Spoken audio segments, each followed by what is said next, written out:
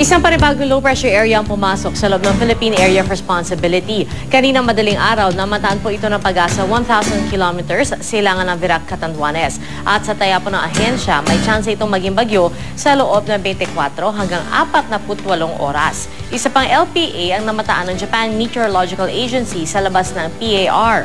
At base po sa wind map ng Weather Central, posible maging tropical depression ng dalawang LPA at magsanib sa labas ng PAR, pero may posibilidad na muling papasok sa Philippine Area of Responsibility sa Sabado. Mga kapuso, isa lamang po ito sa mga posibleng senaryong nakikita sa dalawang binabantayang LPA. Sa ngayon po kasi ayon sa Pag-asa, epekto pa rin ng Intertropical Convergence Zone ang hanggang katamtamang ulan na mararanasan sa Visayas at Mindanao.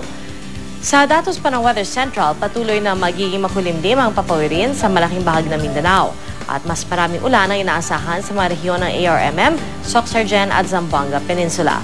Posibleng maging makulimlim sa ilang lugar sa Western at Central Visayas na sasabayan ng mahinang ulan at thunderstorm. Mahinang ulan ang inaasahan sa malaking bahagi ng Luzon at magiging makulimlim ang langit sa ilang lugar sa gitnang bahagi nito, gayon din sa rehiyon ng Mimaropa. Sa Metro Manila po, mataas ang tsansa na mahina ulan sa hapon at gabi.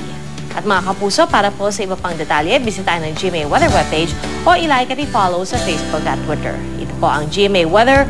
I am ready. Serbisyong totoo ng GMA News.